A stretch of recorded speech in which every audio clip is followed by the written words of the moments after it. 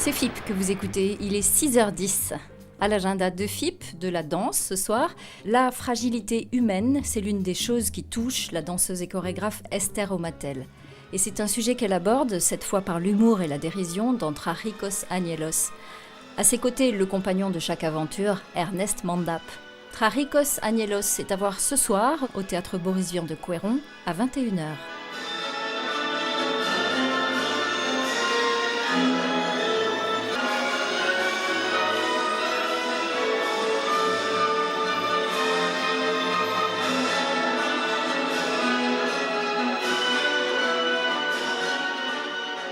Un très bon accueil, bien sûr, comme à chaque fois qu'on vient, on est des fidèles de la ville de Couëron.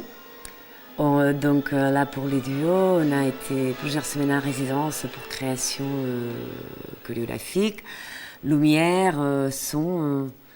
Donc c'est vrai que les artistes, on a besoin de s'ancrer dans un lieu, pouvoir développer tous les aspects en fait, liés à la création d'un spectacle.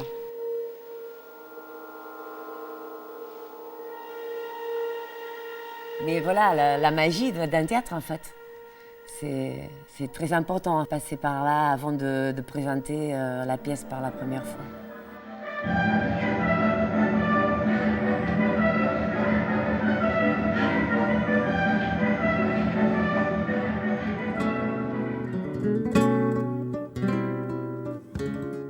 Si Couëron est une commune d'accueil, elle est aussi une terre de partage ouverte au monde. Malgré de fortes tensions, El Chicho, c'est ainsi qu'on le surnomme depuis l'enfance, met en œuvre des réformes courageuses. Il entreprend de nationaliser les mines de cuivre et une partie des industries, morcelle les grands domaines afin de donner des terres aux petits paysans, augmente fortement les salaires. Une révolution pacifique est en marche.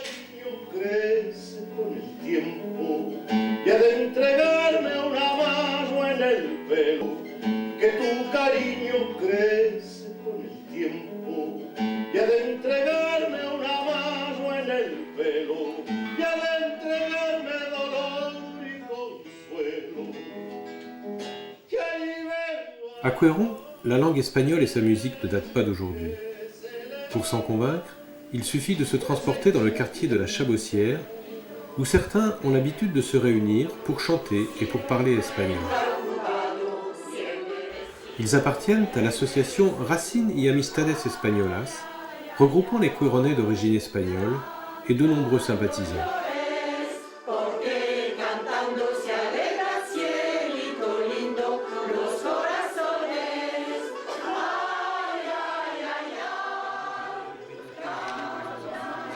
Aujourd'hui, au Centre Henri Normand, les anciens ouvrent pour nous leurs archives qui relatent un épisode peu connu de l'histoire de la commune. Les premiers faits remontent à presque 100 ans. Les familles de la première vague arrivent dans les années 9-10, un petit peu avant la guerre. Et d'autres sont arrivés pendant la guerre. Pourquoi faire alors ? Alors, ils sont venus ici parce que il y avait besoin de main-d'œuvre et que surtout au moment de la guerre, il y avait beaucoup de personnes, beaucoup de Français qui étaient donc sur le front. C'est un bassin industriel, donc il y a Andrette, l'Arsenal, il y a, à l'époque, c'était Gigi, Carnot et Forges de Vassindre, c'était l'association des deux. Il y avait Pont-Gibaud avec le cuivre, un petit peu plus loin. Si bien que, pour que ça fonctionne bien, ils avaient besoin de main-d'œuvre.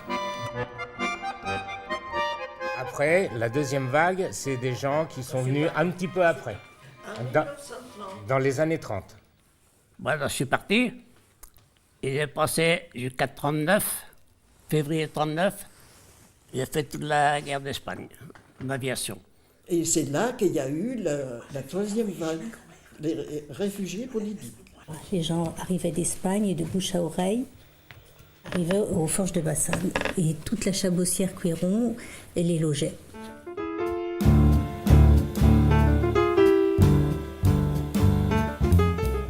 Et ce sont des membres de cette communauté espagnole qui fondèrent le football club de la Chabossière. Pour faire la différence avec les autres joueurs de Bassindre, toute l'équipe ici avait un emblème où le symbole pour faire la différence avec les autres joueurs de Bassindre. Et c'est quand Bassindre a voulu utiliser des joueurs de cette équipe-là pour les faire intégrer dans le club de Bassindre, que d'une façon unanime, l'ensemble des joueurs a dit non, nous, on reste ensemble, et du coup, ils ont créé officiellement le club du CFCOS, du CFC.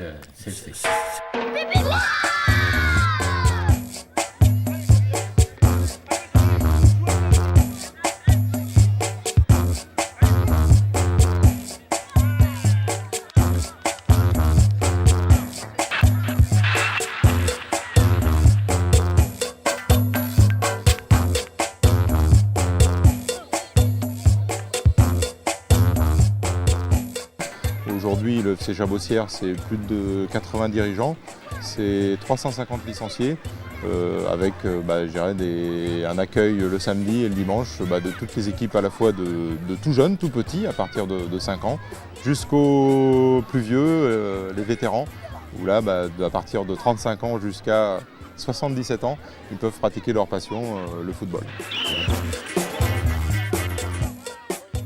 Donc je dirais c'est aussi la récompense, c'est quand ils pratiquent le football. Donc je dirais c'est aussi la cohérence, c'est aussi la récompense des éducateurs qui tous les mercredis, tous les samedis sont cohérence, c'est aussi la récompense des éducateurs qui... Mais c'était le moins touché des trois matchs esprits que nous dépassons à l'instant même et nous allons essayer de recoller au groupe qui se sont scindés dans le peloton. Ouais, on annonce Christophe Moreau et Ricardo Rico pris dans la deuxième partie d'un peloton qui s'est coupé en 3 ou en 4. Là, il y a un contre-la-montre mené par équipe. Alors on a le groupe de 4 parti peut-être pour la victoire d'étape.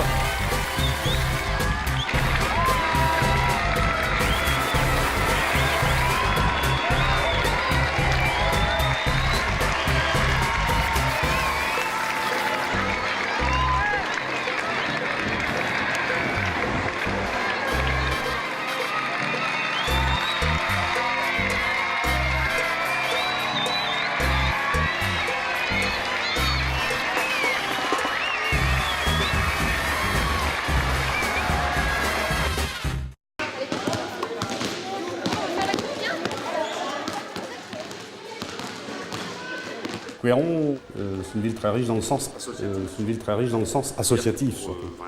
C'est-à-dire que pour 20 000 habitants, il y a 6 000 licenciés, ce qui est énorme, c'est pratiquement 60%. Donc c'est peut-être dû à son historique, qui est très, très riche associativement, culturellement. Donc tout à fait, des sportifs, de bons sportifs. On pourrait dire qu'il nous manque une locomotive peut-être parce qu'on n'a pas de sportifs de haut niveau, mais on a une richesse sportive qui est évidente. Alors que cette tribu sportive, donc il faut travailler pour qu'ils aient les moyens de fonctionner. Je parle de ceux qui sont les...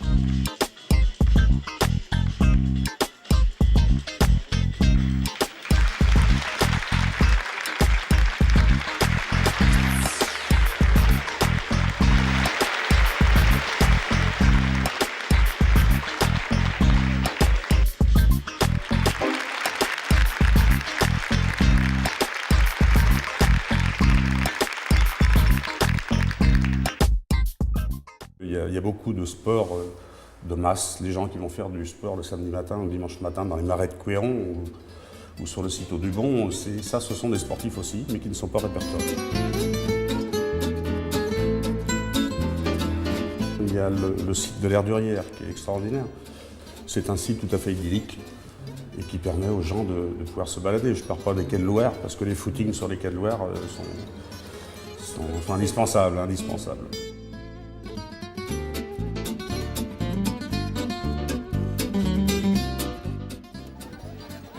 Le lac de Beaulieu, ça c'est bien pour les petits sportifs, donc ceux qui vont monter au créneau ou les anciens, puisque c'est un petit tour de 2 km. Il y a eu les scolaires qui ont été se promener sur ce lac, ça leur fait connaître les sites intéressants sur Couëron.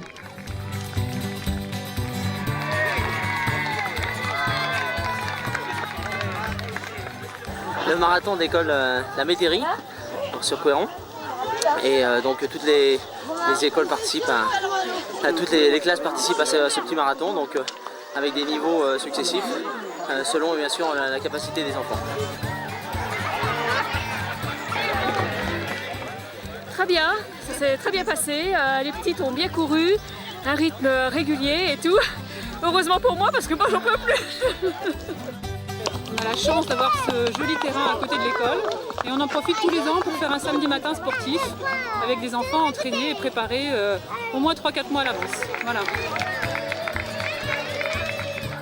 Il inscrit dans les clubs sportifs, c'est très intéressant au niveau social, c'est très intéressant au niveau... Les gens se connaissent, participent à la vie sportive, mais à la vie organisationnelle de la commune. C'est-à-dire qu'après, il y a des relais avec les quartiers, les commissions de quartier, les jeunes avec la commission jeunesse et sport. Tout ça, ça s'embrique. Et puis, ça fait vivre une commune.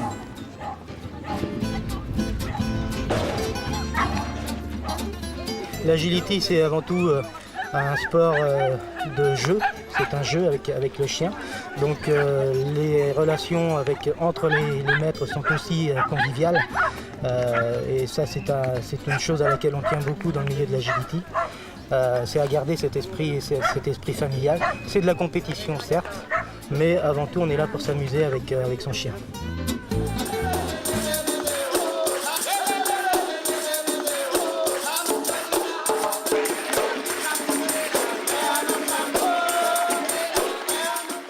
Ah, pour moi, il fait bon vivre. Il fait bon vivre. Il y a de la balade, il y a de l'environnement, il y a des jeunes. Là, on voit que ça bouge de partout, et ça bouge tout le temps, que ce soit le week-end ou les jours sur semaine.